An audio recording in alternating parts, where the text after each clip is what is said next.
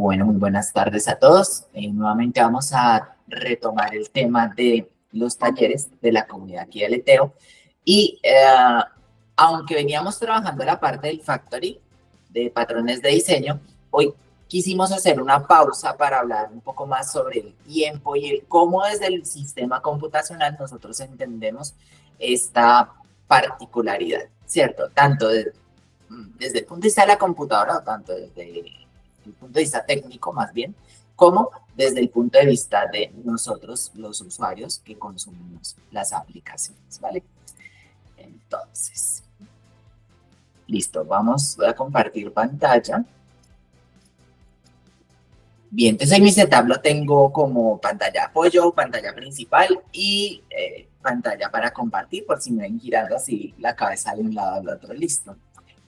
Una vez recuerden que la grabación de este video, una vez que la editemos, queda grabada en el canal de YouTube y la publicaremos también en el Workplace como tal. ¿Listo? Entonces, si tienen intenciones de participar, pues precisamente para eso es este espacio como tal. Listo. Entonces, hoy vamos a hablar sobre el tiempo, ¿cierto? Entonces, ¿qué es el tiempo, cierto? El tiempo, nos dice aquí la definición, es una medida abstracta que se utiliza para cuantificar la duración, secuencia y simultaneidad de eventos o cambios en el universo. Hay que tener en cuenta que el tiempo es una percepción, ¿cierto? Que tenemos nosotros. O sea, una medida abstracta significa que es algo que nosotros concebimos, que aún no lo tenemos, o digamos, lo tenemos interiorizado, pero que en nuestro día a día no es que nos detengamos mucho a pensar acerca de esto del tiempo, ¿cierto? Lo interesante es que cuando hablamos a nivel de fenómeno físico como tal, al querer cuantificar, ¿cierto? Estas repeticiones, esta secuencia de las cosas que suceden, por ejemplo, el día y la noche, ¿cierto? Entonces tenemos una secuencia de días y noches que se van repitiendo a lo largo de un año. Entonces ahí podemos cuantificar esa duración, ¿no? ¿Cuánto duraría el periodo del día? ¿Cuánto duraría el periodo de la noche? Y a esa particularidad le llamamos nosotros el día completo, ¿cierto? Entonces un día es la unión entre el día de luz y la noche como tal. Entonces entre amanecer y amanecer. Hay cosas que suceden simultáneamente, ¿sí? Entonces, ¿qué podría hacer eso? Por ejemplo, al mismo tiempo que estamos viendo el día o que hace la rotación en la Tierra, nosotros vemos que la Tierra gira alrededor del Sol. Bueno, lo sentimos porque pues, es un cambio un poquito más pequeñito en el que vamos viendo cómo el Sol se va desplazando a lo largo de nuestras sombras, por ejemplo. Si nosotros vivimos en una casa, entonces en unas partes del año la sombra apunta un poquito más hacia un lado que en otras partes del año. Entonces, esta simultaneidad de eventos tenemos que tenerla muy presente, listo. A nivel de computadoras, nosotros vamos a trabajar el tiempo con la unidad de medida del sistema internacional, que es el segundo. Entonces, aquí anotamos la definición, ¿cierto? En el sistema internacional de unidades, el segundo es esa unidad base para medir el tiempo. Y a nivel de computación también vamos a utilizarla como una unidad base para lo mismo. Se define, y ojo con esto, es como la duración de 9.192.632.770 periodos de la radiación correspondiente a la transición entre dos niveles hiperfinos del estado fundamental del átomo de cesio. Esa es la definición oficial, ¿vale? De el segundo como tal. Entonces, nosotros generalmente en computación hablamos de microsegundos y de milisegundos, ¿cierto? Pero miren que aquí es muchísimo más fino la cantidad de tiempo en la que se divide. Y vamos a ver que esto es apenas suficiente para que nosotros podamos registrar algunos fenómenos físicos que se van produciendo. Ojo, vamos a hablar de computación, entonces tampoco es que nos vayamos a adentrar mucho en la parte de la ciencia física como tal de lo que estamos conversando, ¿listo? Y finalmente, esto del periodo, ¿cierto? Entonces, ¿qué es un periodo? Pues en física es un periodo, es el tiempo que tarda un fenómeno o una onda. Una onda es un fenómeno, ¿cierto?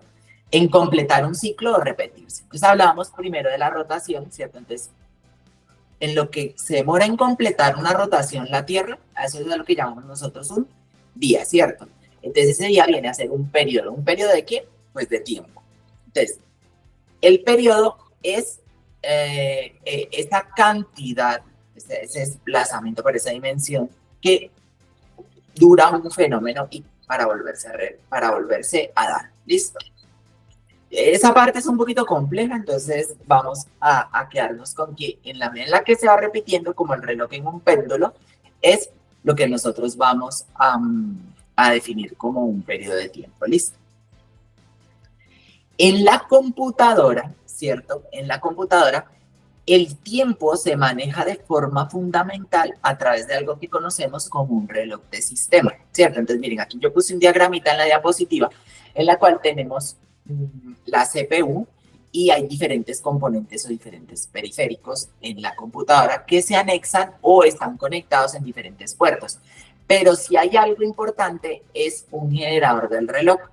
Ese generador del reloj es como un metrónomo, ¿cierto? Sí, para los que hayan tocado un instrumento, el metrónomo es este que nos marca el compás como un tiempo.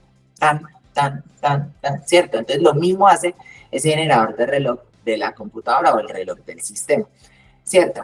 Este componente genera unos pulsos eléctricos que se utilizan para sincronizar todo lo que está funcionando, ¿sí?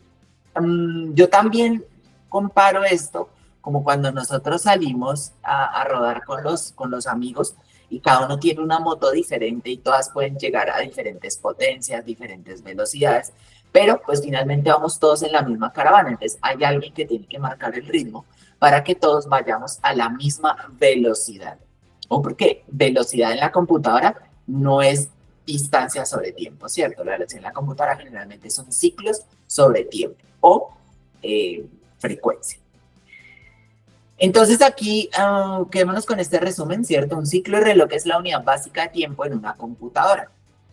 Entonces, en un ciclo de reloj, recordemos que hablamos del periodo ahorita, ¿cierto? Y de lo que tarda en repetirse. En un ciclo de reloj, la computadora realiza una serie de operaciones básicas, como buscar una instrucción, decodificarla, ejecutarla, etcétera. La velocidad a la que se generan estos ciclos de reloj se llama la frecuencia del reloj. Por ejemplo, una frecuencia de reloj de 2.4 GHz significa que se generan 2.400 millones de ciclos por segundo. No alcanzamos a los 9.162 ciclos de los que hablábamos ahorita que componen un segundo, ¿cierto? Es decir, todavía para que lleguemos a una super eficiencia en la computadora a nivel de procesamiento por ciclos, vean que vamos o nos falta bastante camino, ¿cierto? Pero significa que en un segundo, por lo menos, tenemos un tercio de esa capacidad por segundo, de esa eficiencia de cómputo por segundo. ¿Listo?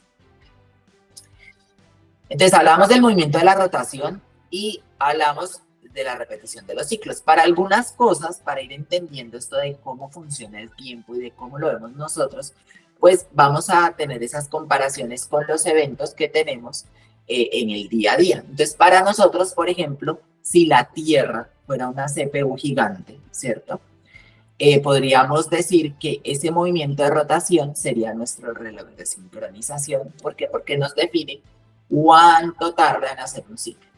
Y si nosotros, cada ciclo del reloj funcionara en la computadora como si fuera un día de los humanos, ¿cierto? Entonces nosotros podríamos decir que la computadora, ¿sí? Vamos a hacer un breve cálculo aquí, pues podríamos decir que son 2.400 millones, ¿cierto?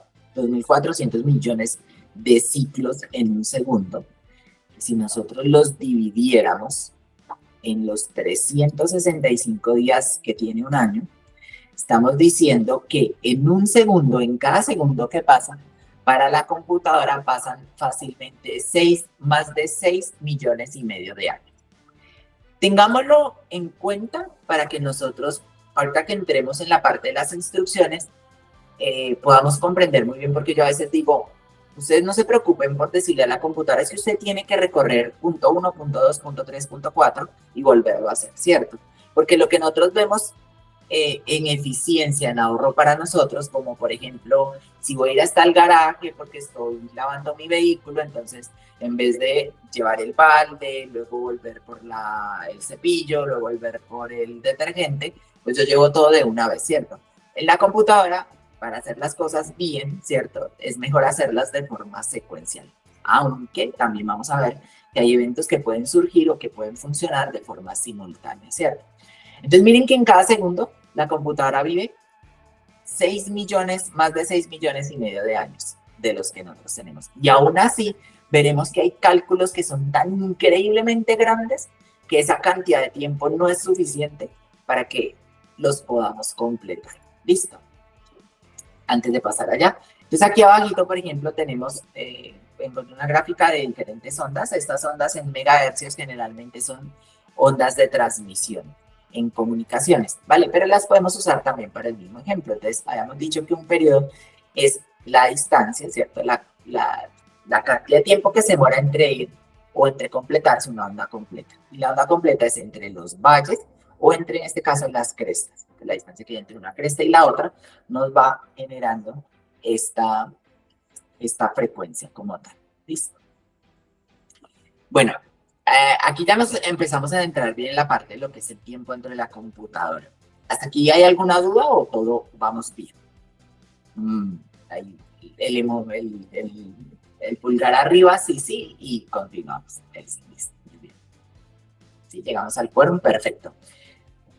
Listo, entonces ahora vamos a ver, ya vimos cuáles eran estos ciclos y lo que se repite. Y por ejemplo, yo ahorita decía, bueno, vamos a ir a lavar el vehículo, entonces voy por la escoba, voy por el balde, voy por ¿cierto? Entonces, esta instrucción que yo, en este caso me estoy dando a mí mismo, ¿sí? Es lo que llamamos en la computadora, es una operación que realiza esa CPU, ¿cierto? Y estas instrucciones se dividen, o estas operaciones, para mejor decirlo, se dividen en instrucciones individuales. Y cada instrucción se ejecuta en un número determinado de ciclos de reloj, ¿vale? Entonces, por ejemplo, yo tengo que ir a traer, en la computadora obviamente no va a ir a lavar el carro, pero por ejemplo necesita una variable, entonces ¿de dónde la va a recuperar? Puede recuperarla de la memoria RAM, que es de acceso muy rápido, o del disco duro, que es de acceso mucho más lento, aunque sea un disco duro de estado sólido, o si es un disco mecánico, que ya en este mundo moderno no deberían estar, pero siguen existiendo, todavía sería muchísimo más lento, ¿cierto? Entonces puede que esta instrucción se ejecute en un ciclo, en 2 ciclos o en muchos más ciclos. Para llevar la analogía con esto de que cada segundo o cada ciclo de la computadora lo íbamos a tratar como un día de nosotros, es como si viajáramos de la capital de Colombia, Bogotá, a la capital de Perú, Lima, ¿cierto? Y fuéramos en avión. Entonces, al avión le toma, ¿cuántos ciclos llegar? Pues 2 ciclos, por poner aquí un dato, ¿cierto? Pero si me voy en carro, al carro, ejecutar esa misma operación, por su eficiencia, por el cómo la resuelve, porque tiene que ir por la carretera, pagar los peajes, ya empieza a ser mucho más complejo, le va a tomar muchos más ciclos que al avión. Y no nos digamos más si, por ejemplo, nos fuéramos en caballo como antiguamente le tocaba a los colonos, ¿cierto? Entonces ahí tendríamos todavía que gastar muchísimos más ciclos para completar esa tarea. Entonces tenemos instrucciones simples que generalmente en una sola o en un solo ciclo o en muy poquitos ciclos se completan, y las complejas que necesitan varios ciclos. Antes de avanzar, me devuelvo un poquito. Miren que cada segundo, ¿cierto? Cada segundo, habíamos visto que una computadora de 2.4 GHz, una CPU de 2.4 GHz, hace esa cantidad de ciclos por segundo. Es decir, si una operación me lleva a mí 10 ciclos, prácticamente nosotros no lo vamos a notar, ¿cierto? Ahora, diferente a si una operación requiere más de 2.400 millones de ciclos, pues entonces ahí significa que ya lo vamos a empezar a notar como tal, ¿cierto? Entonces, mi instrucción sencilla, por ejemplo, sembrar el árbol. Simplemente pongo la semillita y ya. Y mi instrucción compleja, pues ver crecer el árbol, ¿cierto? Necesita muchos ciclos, tengo que regarlo, el árbol va creciendo, le van saliendo hojitas, las hojitas cada una de ellas transforma la energía de alta entropía en baja entropía y así sucesivamente, ¿vale? Entonces, hasta que tenemos un árbol más grande. Entonces, aquí tenemos instrucciones que son ya más complejas. Por ejemplo, una instrucción simple podría ser que yo le dijera un console log o un print en algunos lenguajes de programación, simplemente que imprimiera un hola mundo. Entonces, ese es una sola instrucción, puede ser una instrucción simple y finalmente solo genera una salida en el aula. Y las instrucciones complejas ya podría ser algo así como yo almaceno dos variables de tipo entero. En la variable A, por ejemplo, pongo 5, en la variable B pongo un 6 y genero luego una función que me devuelve la suma de estas dos variables. ¿Sí? Entonces primero tiene que ir a recuperarlas de la memoria, genera en el procesador la instrucción que le estoy pidiendo, que es hacer el cálculo de la suma, y finalmente vuelve y la pone tanto en la memoria como la arroja como un output, digamos, para el usuario también. Entonces ya es una instrucción más compleja. Claro, la partecita de las instrucciones, ¿cierto? Bien, pasamos entonces a la sincronización, ¿cierto? Todo esto estamos hablando de qué se está encargando este reloj del sistema, ¿cierto? Y una de las cosas más importantes es que todas esas instrucciones se ejecuten dentro de esos mismos ciclos. Entonces, el reloj del sistema asegura que todas esas partes de la computadora, como lo conversamos ahorita con respecto a lo que eran los diferentes vehículos con sus diferentes características, ¿cierto? Cada una de las partes de la computadora también a veces funciona a diferentes velocidades, pero el reloj del sistema se asegura que todo eso trabaje en sincronía. Bien, entonces, que cada componente, la memoria RAM, el disco duro, los dispositivos, los periféricos, todos van a realizar sus tareas en función de las señales del reloj. Para ir al ejemplo de la rotación, entonces vamos a decir, solo podemos ejecutar la tarea mientras haya luz del día. Entonces, mientras haya luz del día, ejecutamos lo que alcancemos a ejecutar, pasamos a la parte oscura, que es la noche, y ahí lo que vamos a hacer es que todos vamos a ponernos a la par, y luego cuando iniciemos el siguiente día, otra vez ejecutamos las funciones, y así sucesivamente. 2.400 millones de veces por segundo es muy rápido, entonces tampoco es que lo vayamos a notar. Incluso para los equipos que eran mucho más lentos, porque los teléfonos, sobre todo en la parte del desarrollo mobile, ¿cierto? Porque en los computadores, generalmente los computadores tienden a ser muy potentes hoy en día. Los teléfonos, yo creería que ya también, pero sí notamos bastante diferencia aquí, es que podemos encontrar teléfonos de 1.2 gigahercios hasta teléfonos que son bastante más potentes que una computadora, ¿cierto? Entonces, a veces nuestros programas se sienten o hay una experiencia de usuario diferente en cada uno de los teléfonos que tenemos, precisamente porque el reloj que asegura que esos procesos se cumplan a esa velocidad, en algunos casos tiende a ser menos rápido que en otros casos, ¿cierto? La diferencia entre que una computadora viva 6,5 millones, por ejemplo, en este caso, de años, con una que, voy a hacer la comparativa en años para que veamos la diferencia y lo enorme que puede llegar a ser, ¿cierto? Porque para la computadora, para nosotros como humanos no lo notamos en ese segundo, pero para la computadora sí. Entonces, por ejemplo, este era 2.4 GHz y hablemos de 1.8. Entonces, hablaríamos aquí de 1.800 millones, ¿cierto? Divididos, 1.800 millones divididos en los 365, ¿cierto? Entonces vemos que mientras que ETA en cada segundo vive 6,5 millones de años, esta llega a 5 millones de años. Y entre 5 millones y 6,5 millones hay 1,5 millones, ¿cierto? Y si cada vez que lo hacen, esa diferencia se va sumando, pues obviamente en el transcurso de 3 o 4 ciclos vamos a ver una enorme diferencia entre cada uno de ellos dos. ¿Listo? Bien, Lo siguiente es ese tiempo de ejecución, ¿cierto? Entonces ese tiempo de ejecución ya no se refiere a los ciclos como tal. Listo.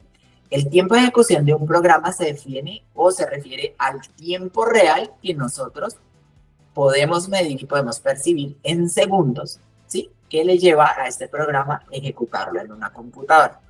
O porque aquí empieza a surgir eh, la situación interesante con esto que estamos hablando del tiempo, ¿cierto? Entonces, miren, digamos que para un proceso en particular, no sé, la evolución de un planeta, ¿cierto? Requiero 100 millones de años, ¿cierto? Entonces, si yo lo ejecutara en esta computadora de la izquierda, ¿verdad? Si yo lo ejecutara en esta como tal, 6 millones y medio de años, para mis 100 millones, serían poco más de 12 o 13 ciclos, ¿cierto? Más, sin embargo, si yo lo ejecutara aquí, serían más o menos casi 20 ciclos. Entonces, de entre 12 ciclos y 20 ciclos tendríamos 8 ciclos de diferencia como tal. ¿Listo? Para que lo veamos. Y esa sería la sensación que tendríamos con respecto a la evolución como tal del tiempo. Entonces, ¿cuánto se demora? Pero para nosotros, en tiempo de segundos, en el tiempo de nosotros en tardar una tarea. Entonces, en el primer caso, si lo lleváramos a segundos, se tardaría unos 12 segundos en completar toda la evolución, ¿cierto? Y en el computador, en el teléfono más lento, se tardaría 20 segundos. Bien, si estuviéramos jugando un videojuego, por ejemplo, eso sería bastante significativo porque yo estoy capturando la pieza del oponente y pues resulta que pasan 8 segundos hasta que yo alcanzo a capturarla como tal. Bien, mm, esto generalmente lo medimos en fracciones de segundo, que era lo que conversamos al inicio, que son el milisegundo y los microsegundos como tal. Y puede variar según la velocidad de la CPU, que fue lo que vimos ahorita, que se expresa en esos hercios, megahercios o gigahercios ya en ese momento, la complejidad del programa y pues algunos otros factores. Listo. Entonces, miren, el tiempo de ejecución no es igual, por ejemplo, si yo me estuviera desplazando de Cali a Tulcán, o de Cali a Panamá, o de Cali a Houston, o de Cali a Miami, porque afectan o cada una de estas cosas es diferente. Si habláramos de la complejidad, podríamos decir que la complejidad del aeropuerto de Cali puede ser más sencillo hacer el abordaje en el avión y el avión sale de una vez, o puede ser muchísimo más complicado mientras hacen revisiones, mientras revisan el equipaje y sale luego nuevamente. Entonces hay un retraso entre lo que sale el vuelo, ¿cierto? Ahora, no es lo mismo que yo viaje en un jet supersónico a que yo viaje, por ejemplo, en una avioneta. Entonces, en el jet voy a llegar muchísimo más rápido a cada uno de estos destinos y también la distancia que tengo que recorrer. Entonces, esos son muchos factores los que afectan el cómo siento yo el pasar del tiempo en mi programa desde el punto de vista de la experiencia de usuario como tal. ¿Listo? Bien, entonces en Dart, pues el espacio recuerden que es de la comunidad Leteo y nosotros aquí trabajamos en Plural en Dart. Todos los conceptos que hemos visto hasta ahora se aplican transversalmente a todas las tecnologías. De aquí adelante voy a enfocar un poquito más en Dart, pero también los podemos aplicar en Python, en JavaScript, en Java, ¿sí? En todas tenemos diferentes. Por ahora voy a trabajar aquí con Dart como tal. Y ahorita para la parte práctica ustedes pueden seguirme en una herramienta en línea que se llama el DARPA también, entonces no tienen tampoco que conocer demasiado del lenguaje para seguir el ejercicio. Entonces, en Dart, el manejo del sistema o el reloj del sistema, desde el lenguaje como tal, ¿cierto? Se gestionan a través de una biblioteca. Una biblioteca es donde agrupamos una serie de instrucciones que me permiten ejecutar ciertas tareas, ¿cierto? Y eso me proporciona una serie de clases y funciones para trabajar con fechas y duración. Entonces vamos a trabajar con lo que es el datetime, ¿cierto? Este datetime, por ejemplo, si yo le digo aquí que cuál es el datetime ahora, me va a mostrar justo la fecha y la hora actual. Entonces, los que quieran seguir el ejercicio, ¿vale? Pueden abrir un navegador, ingresar aquí y presionan en la barra del navegador dartpad.dev. Y aquí vamos a encontrar un programa de Dartpad. Los programas de Dart se ejecutan en una máquina virtual de Dart como tal, mientras estamos en su etapa de desarrollo, ¿vale? Entonces, o bueno, pues siempre se van a ejecutar en la máquina virtual porque son los programas de Dart. Es cuando lo compilamos a las diferentes plataformas de destino que nosotros empezamos a ver una diferencia en la forma de ejecución del programa. Entonces, por ejemplo, aquí, si yo le digo print, ¿cierto? Miren, estoy ejecutando una única instrucción, print, y habíamos dicho que era el daytime.now, y vamos a ejecutar. Entonces, print, una instrucción sencilla, ¿vale? Pero esta tarea ya es mucho más compleja, porque él va a ir a recoger la hora del reloj del sistema que yo le esté proporcionando, ¿cierto? Y vamos a correrlo ahora. Y él aquí me dice que es el 6 de octubre del 2023, que son las 15 horas con 31 minutos, 21 segundos, punto, y 562 milisegundos. Vean, otra cosa que puedo hacer aquí es decirle, vea, deme esto en punto y el segundo, ¿cierto? Y él me va a decir aquí cuál es el segundo, o sea, únicamente me va a imprimir el segundo que tenemos en este momento, ¿vale? La siguiente que tenemos para trabajar el tiempo con respecto a Dart es la duración, el duration, ¿sí? Entonces, con el duration yo puedo especificar en tiempo de ejecución, ojo con lo que estoy diciendo aquí, en tiempo de ejecución, cuánto va a durar algo. Entonces, por ejemplo, aquí esta variable duración está almacenando una duración de 2 horas y 30 minutos, ¿vale? Yo pueden ustedes probarlo aquí en el Dartpad, ¿cierto? Entonces, por ejemplo, yo almaceno, no voy a usar var, voy a usar final. Entonces, final duration es igual a una duración, ¿cierto? De, por ejemplo, aquí podemos especificar, no. Se me ha cerrado la presentación, permítanme un segundo.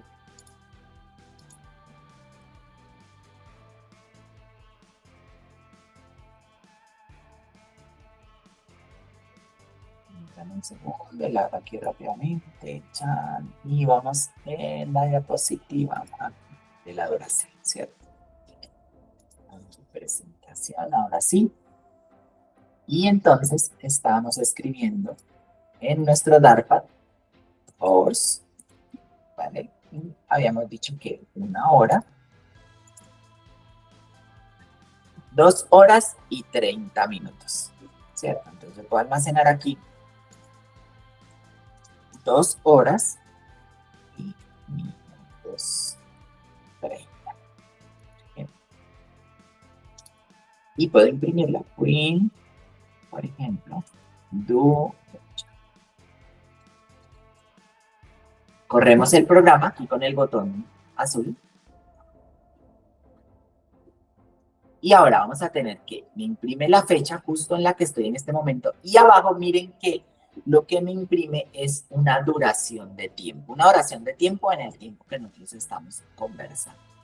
¿Listo? Punto. Yo a esa duración la puedo expresar, por ejemplo, en segundos. Entonces yo digo, bueno, ¿cuántos serían 2 horas y 30 minutos? Pero en segundos. Y él aquí me va a decir, ah, mira, esos son 9000 segundos. Pero lo que está almacenando él aquí es ese tiempo que va a tardar, ¿vale? En este caso no una ejecución, porque aquí no, el tiempo de ejecución es lo que demoramos entre llegar en este daytime al final de nuestro programa. Entonces, por ejemplo, lo que puedo hacer aquí es decirle, ve, final, ahora, no el ahorita aquí latinoamericano, sino el ahora. Ahora sería este daytime.now, ¿vale? Y yo le voy a decir aquí que me imprima ese ahora, ¿cierto? Y ahora al final yo le puedo decir que me imprima print una diferencia entre el datetime, punto now, que es ahora, punto difference, y cuánto ha pasado desde ese ahora en la. Y que esta partecita, me lo exprese en segundos. O, bueno, vamos a expresarla en segundos, ¿vale? Aquí. Miren, como el tiempo de ejecución es extremadamente corto, porque seguramente los ciclos que demoraron cada una de estas instrucciones son muy pequeñitas y la cantidad de ciclos que maneja mi computadora es muy alta, ¿cierto? Ustedes van a ver aquí un 0. ¿Por qué? Pues porque generalmente no tarda más de un segundo en hacerlo. Entonces vamos a ir a una unidad más pequeñita. Creo que esta también la podemos expresar en milisegundos. En milisegundos, corremos nuevamente. Y tenemos aquí un 1. Entonces nos dice que en milisegundos es un 1. Y vamos a ver en microseconds.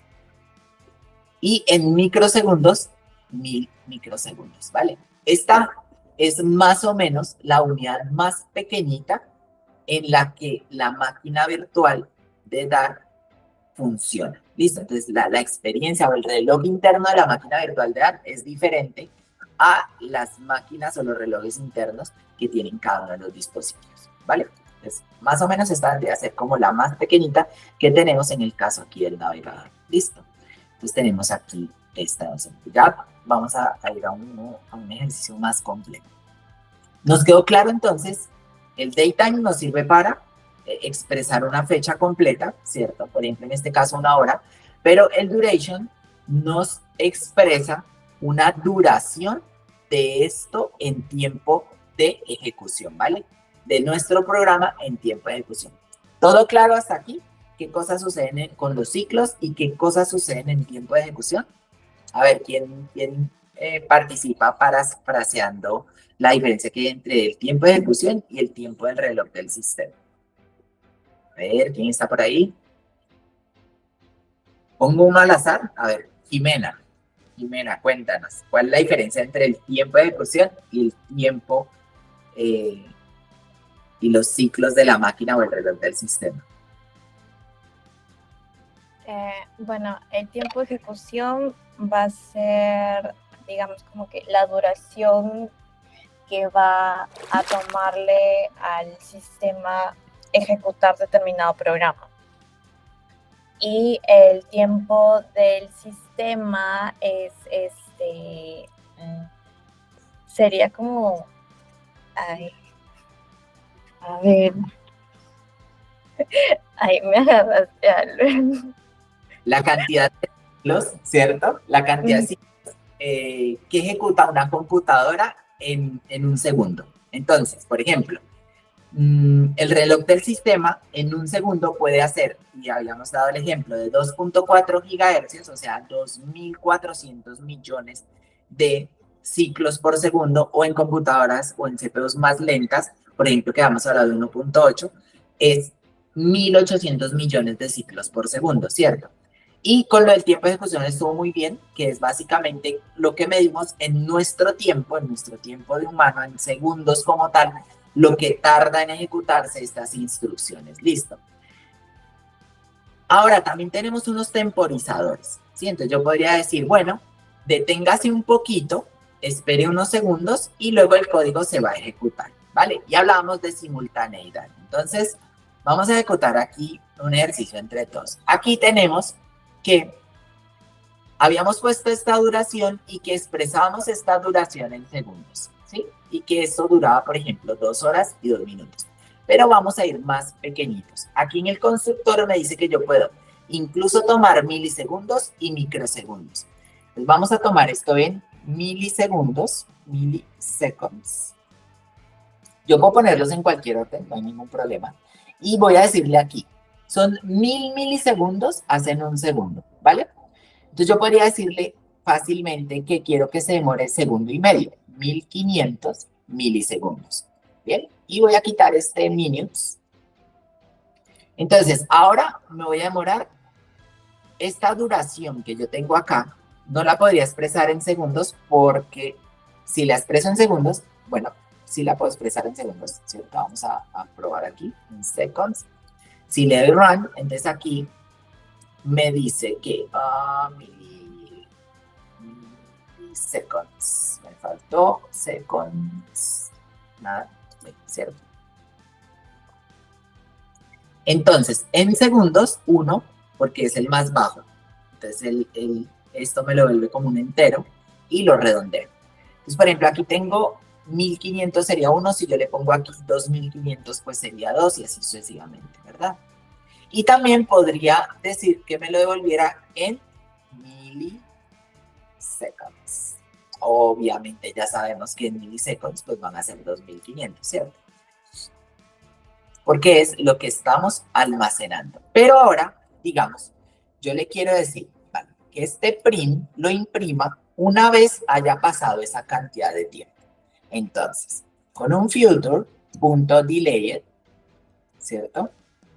Aquí, en el future.delayed, si notamos, yo tengo que especificarle a él una duración, ¿cierto? Y esa duración que voy a tener aquí, luego voy a poder ejecutar un callback o una función. ¿Listo? Entonces, vamos a abrir un Dartpad y aquí le voy a decir que la duración ya la teníamos establecida, que es esta de aquí arriba, ¿cierto? Y aquí, entre paréntesis, y ahora abro llaves, ¿cierto? Voy a poner lo que quiero que ejecute una vez pase ese tiempo. Entonces, va a imprimir el ahora, va a esperar unos segundos. Vean, si yo pongo aquí, print, por ejemplo, ahora, ¿qué va a suceder? Pues que él va a imprimir este ahora y esto está esperando todavía. Son dos eventos que están sucediendo en simultáneo, entre comillas, pero esa es la simultánea de la que hablábamos ahorita. Están sucediendo en simultáneo, pero se resuelven en tiempos de ejecución, en lugares de la línea de tiempo de ejecución diferentes. Entonces, corremos. Vean, entonces imprimió el ahora, ¿cierto? Imprimió incluso esta diferencia que hay en la ejecución del programa en los 2000 y finalmente imprimió la duración en milisegundos. Entonces, para hacerlo más claro, print y después de esperar, ¿vale? Ejecutamos nuevamente, entonces imprime la hora, ¿cierto? Imprime ahora, imprime cuál fue la diferencia. Vean, la diferencia en microsegundos fueron 4 microsegundos, porque ahora tiene que hacer un filtro. Después de esperar, me pone aquí esta nueva cantidad de tiempo. Listo. Ahora, podemos hacer lo mismo y es decirle, bueno, el ahora después de esperar, quiero que usted me diga cuál fue el ahora después de esperar. Corramos el tiempo. Entonces, miren, nuevamente, ven que este va variando, esta cantidad de tiempo de ejecución como tal del algoritmo va variando, porque consume recursos que son compartidos en la máquina. Es decir, mi navegador aquí está compartiendo recursos, por ejemplo, con la llamada, ¿sí? Entonces, desde ese punto de vista, no es que tenga disponible para él solito todos los recursos. Y tienen que tener en cuenta eso porque hay una dispersión en la aleatoriedad. Bueno, no hablemos de aleatoriedad, no quiero introducir el término más que como una campaña expectativa, pero hablemos en el sistema. Este sistema es muy sensible a cambios y resulta que otros componentes están en esa cola de espera diciendo, bueno, yo también necesito usar el procesador. Entonces, como hay veces que tenemos prioridad y solo tarda 2, o la complejidad del programa me permite hacer las operaciones más sencillas, a veces tenemos menos prioridad y por lo tanto el programa va a tardar un poquito más en ejecutarse, aunque los ciclos de cómputo sean los mismos. ¿Bien? Entonces, miren, ahora han pasado 2000 microsegundos cuando terminamos aquí en la línea 15. Pero después que esperamos, él tenía que revisar y resulta que después de esperar, pues se suman todos estos microsegundos a el tiempo total de toda esa ejecución que tenemos. Para este caso, entonces tenemos que han pasado 2.723.000. Aquí es donde cobra sentido que ya no lo midamos en microsegundos, sino, por ejemplo, en segundos. Seconds. Corramos nuevamente. Esto tiene que convertirlo, entonces es poder de cómputo que él también utiliza, ¿cierto? Miren, ahora fueron 5.000 microsegundos hasta aquí, hasta que terminamos, y después de esperar, el tiempo total de la ejecución de todo el programa fueron 3 segundos, ¿vale? Entonces, hasta aquí vamos bien con la diferencia entre ciclos de cómputo y el tiempo que va tardando en ejecutarse o el tiempo de ejecución del programa, ¿sí? A ver, manito arriba si nos quedó claros, y si no, porfis, si no, vean, ahorita Jimena tenía una duda por lo que vi y no había levantado la manito a hacer la pregunta. ¿Está todo claro? ¿O puedo lanzar ahí una verificación aleatoria? No, manitos arriba, no, entonces no estuvo tan claro como tal. John Alexander, tiempo sin escribirnos, ¿estás por ahí? Sí, apenas estoy escuchando. ¿Cómo estás? Cuéntanos, a ver, si a ti por lo menos ya te quedó claro, ¿cuál es la diferencia entre entonces esos ciclos de los que estábamos hablando, de los que utiliza el reloj del sistema, y el tiempo de ejecución como tal de todo nuestro programa? A ver, el tiempo del programa de luz para mí sería, desde un punto computacional, es todo lo que se demora en ejecutar, ¿no? Digamos que tú has marcado unos ciertos tiempos, sin embargo, no es exactamente que se va a acabar con eso, sino el tema de sincronización de los tiempos, ¿no? Del relay en ese caso.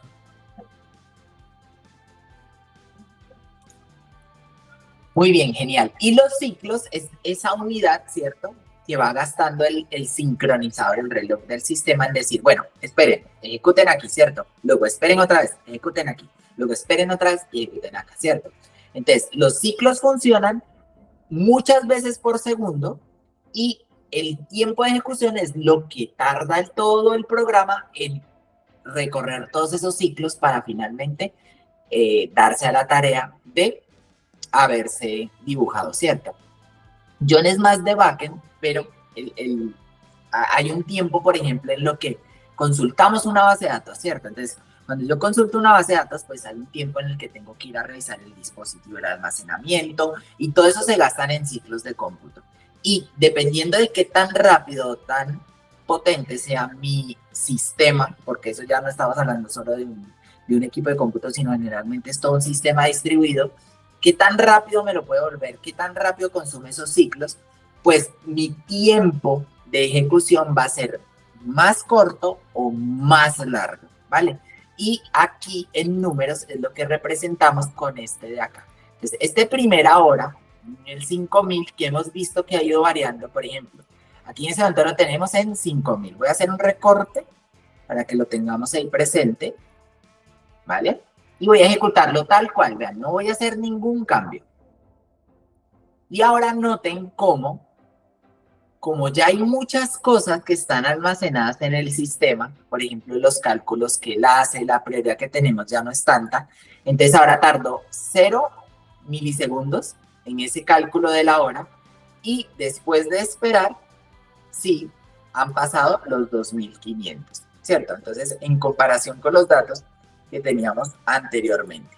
Y eso nos pasa también en la percepción de usuario y en el cómo nosotros ejecutamos los programas. Entonces hay que tener mucho en cuenta que no es lo mismo ejecutar el programa por una primera y única vez que ejecutar el programa después de esa primera y única vez teniendo un correcto manejo, por ejemplo, de caché o de la distribución ya apuntada en la memoria de las diferentes variables.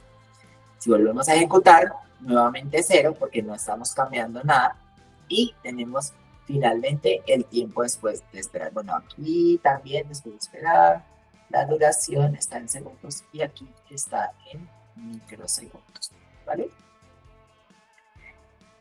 Bien.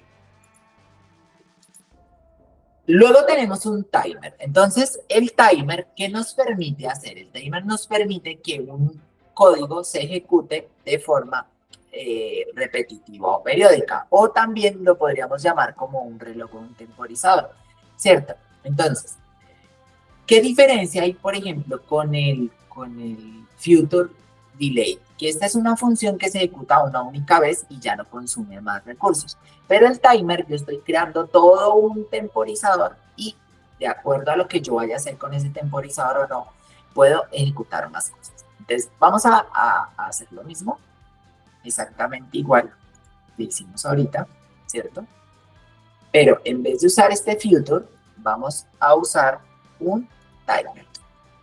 Y aquí mi timer, ¿cierto? Miren que es prácticamente igual. Entonces yo tengo mi timer. Mi timer tiene una duración y esta duración finalmente termina de ejecutarse. La función timer no está definida. Si desaparece eso, creo que es porque timer está en import y aquí tenemos que buscar algo que se llama dar. Así. Bien. Timer vive dentro de esta biblioteca. Ya no está dentro de esos componentes nativos del lenguaje, sino que ya hace parte de una biblioteca más amplia que me permite manejar ese asincronismo. ¿Listo? Y entonces tenemos mi timer. Vamos a darle run. Le hubiera puesto aquí después de esperar el timer. Miren que en ambos se va a esperar, ¿cierto? Y ambos se ejecutan 2 y medio después. Entonces, después de esperar el timer. Entonces, ¿qué sucede con el timer? El timer sigue aquí. Entonces, yo, por ejemplo, puedo decirle que este es un final, digamos. Yo podría tener algo así como almacenarlo en una variable. Final de tipo timer, que se llame timer y que es igual a este timer, ¿cierto? Y yo puedo aquí más adelante decirle timer, punto, y puedo, por ejemplo, ver cuál es el ciclo que él lleva en este momento. Este ciclo, él me lo está dando en una entera, si no estoy mal.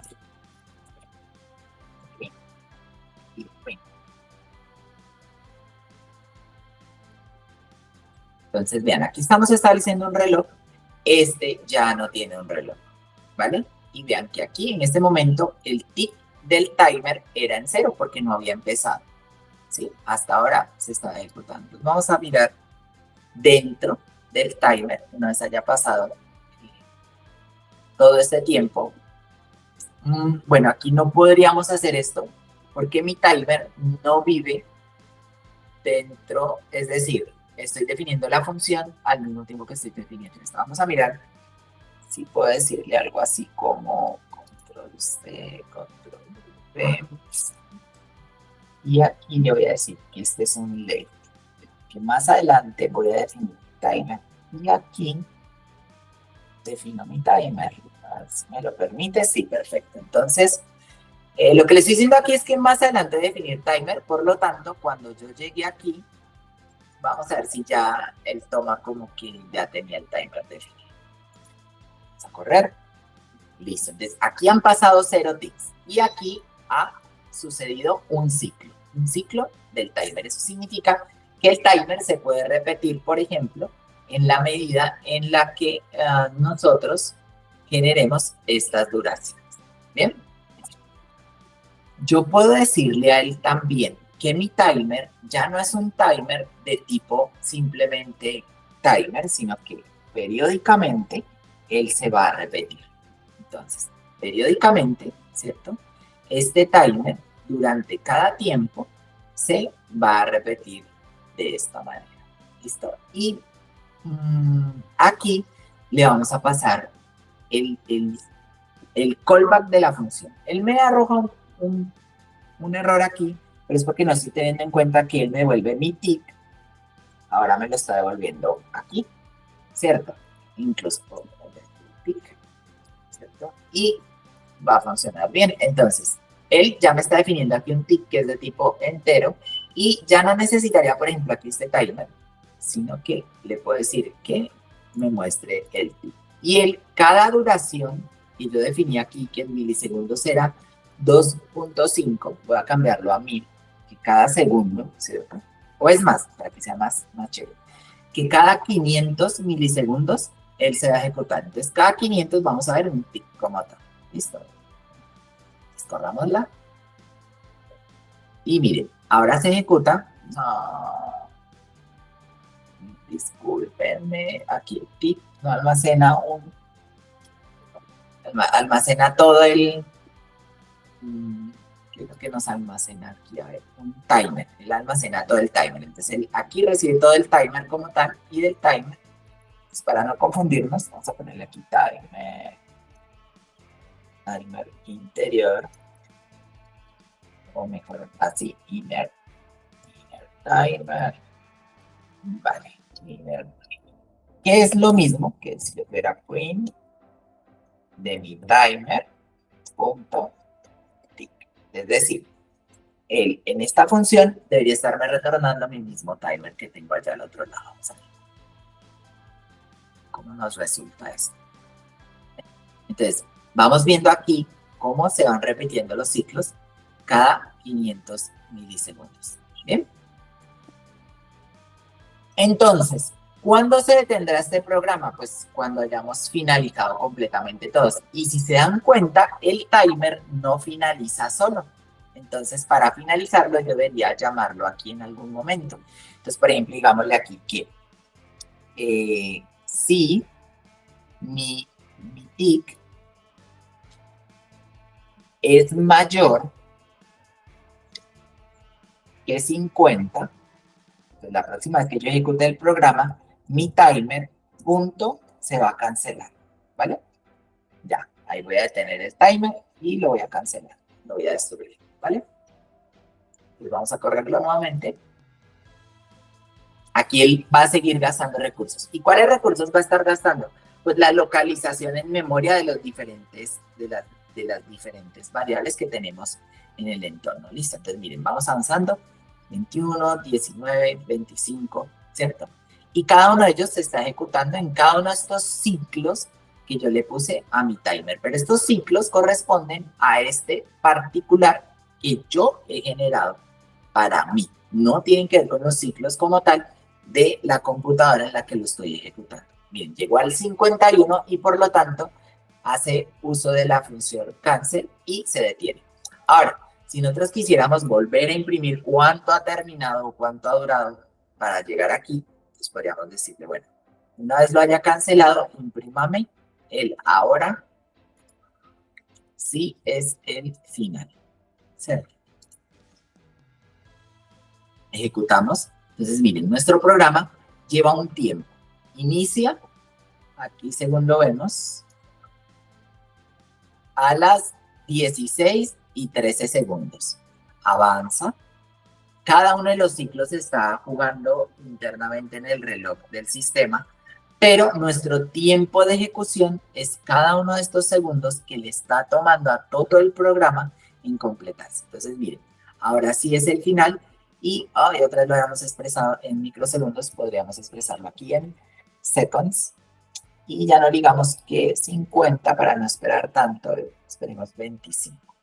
Y corremos nuevamente. Entonces vamos a ver cuál fue el tiempo de ejecución de nuestro programa al finalizar.